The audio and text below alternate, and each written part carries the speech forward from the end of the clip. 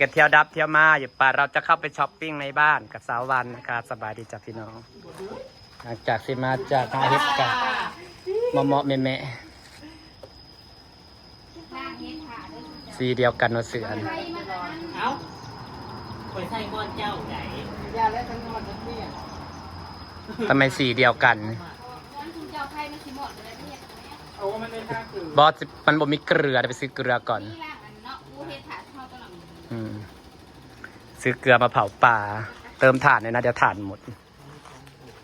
เอาป่าบอล่างเพชรเด้อค่ะไปจะไปทั่วล่างทั่วป่าจะไปซื้อของไม่ทั่วป่าแป๊บเดียวข้างน้ำไว้นี่มันอยู่กันตั้ง3 คนทำไมไม่ล้างเนาะไม่ต้องผ่าเฮาดอกล่างโลดจะขึ้นอีกกันคือเฮ็ดลายนี่แหละจะคือเฮ็ดเครื่องกระต้าดิเฮ็ดที่หาดอกเราจะไปช้อปปิ้งมาเบิ่งกันพี่น้องจากบ้านพันล่ากับไปบ้านในไกลสำไหนนี่แม่เห็นหลังคาบ้านอยู่ในบ่ประมาณกิโลหนึ่งเนาะประมาณ1 กิโลนี่ประมาณ1 กิโลหลังฝนตกน้ำก็สิเต็มเนี่ยพี่น้องบรรยากาศดีแน่น้ำกำลังเต็มไหเต็มคันเนี่ยพี่น้องฝนตกน้ำหัวจนมากบ้านบนคูน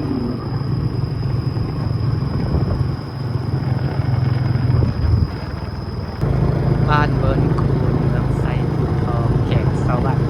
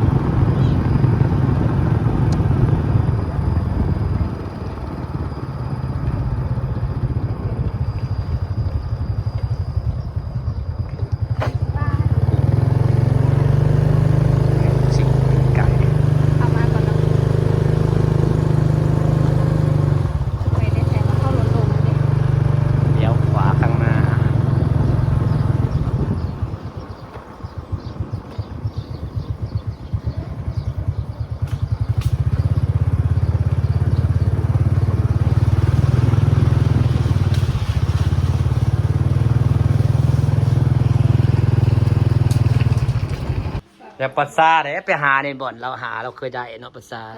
เราไปหาเราได้นะเมื่อวานนี่ก็ได้เป็นถ้วย2 ถ้วยเมื่อวานเนี่ยซองเถื่อนี่พี่นางได้นะแล้วก็อ๋อโซดายังเป็นดอกหน่อยลายดอกน้อยค่ะก็มันหนังง่ายเห็นไหม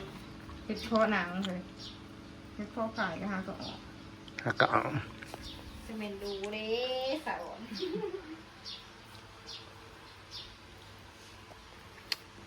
เข้ามาดูบ้านแล้วก็จะไป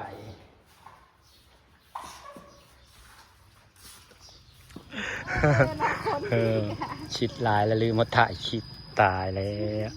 พยายามคิดยังได้หัวเพลินนี่ไปเราจะมาเมาลูกชิ้นไปกินจ้าเมาเจ๊เมาฉันยังก็ได้เบิร์ดแซ่บเบิร์ดถ้าน้ำจิ้มอร่อยน้ำจิ้มเพิ่นแซ่บจะดอกใส่น้ำจิ้มหลาย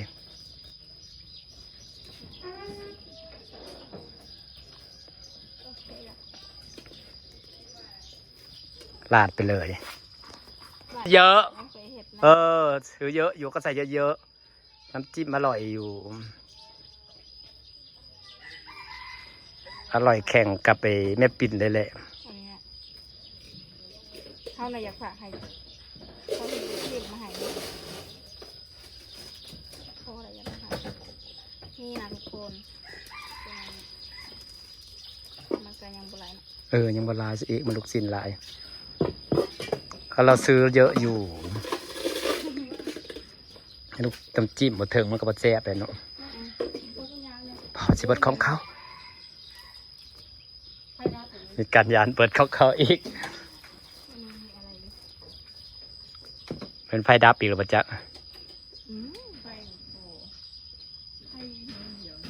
ไฟบดับไฟดับ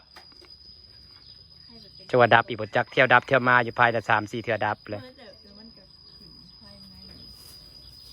ใส่บ่ได้ ก็จะเห็นแล้วนะ โกโก้ปั่นใช้ไม่ได้ไม่ได้กิน อ่าทรงต่ออะไรนะ ปั่นไม่ได้ก็อดกิน โอ้ แล้วเราจะทำยังไง เขาแปลงด้วยหนังนี่ค่ะชลาดิหนังชลา เพราะเฉพาะพันอย่างเที่ยวไปเที่ยวมาภัยเป็นในบ้านเท่านี้บ่เกรนการไฟฟ้ามาฮะ พระเจ้าไม่ทั้งหมดแบบทรงก็คืออะไรบอกโอ้แบบทรงแบบปั้นกับบริจิตเลย จะทำยังไง อันนี้50 บาทด้วยจ้ะ อันนี้การอันนี้พวกไฟฟ้าเขามาซ่อมเนี่ยซะ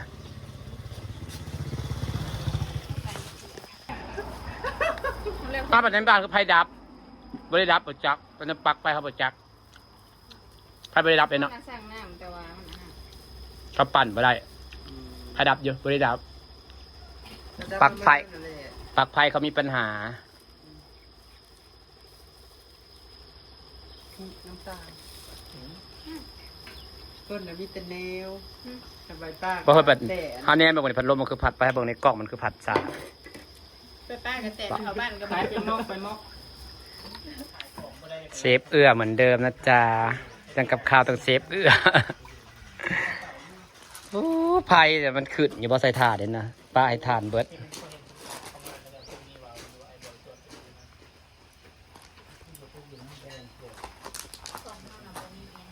นี่มันใหญ่หน่วยดีเอานี่นะกรอบใช่ได้โอ้ยมะโค้งวันนะเอาออกเลยเฮ้ยหมากเดียวนึงเอาไว้เห็นยังขโหลอยู่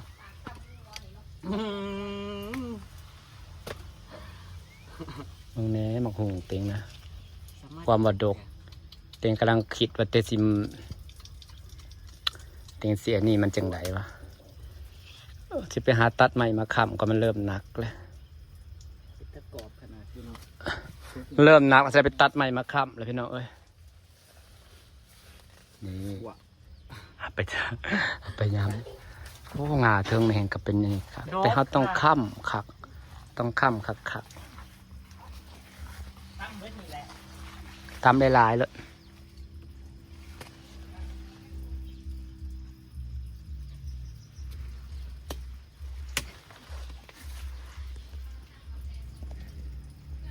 ป้าตัวใหญ่เดี๋ยวนะครับ แซงเอาไปเลยถุงนึง มันเป็นตัวน้อย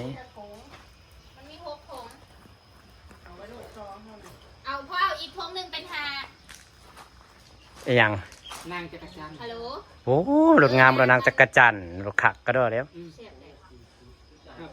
ยเอาไว้หาถุง เพราะว่าไปทอดกรอบ 6 ถุงกับ มัน ไข่ จะได้ ที่6 ถุงจักบาท ต่อ ๆที่6กับซี่240 โบได้ พี่น้องจัดสิฟ้าบรรยากาศไว้สั้นนี่แหละจ้าบ่าวเอื้อกำลังเห็ดกับข้าวไปน้องหญ้าคอยแล้วกำลังเริ่มเขียวแล้ว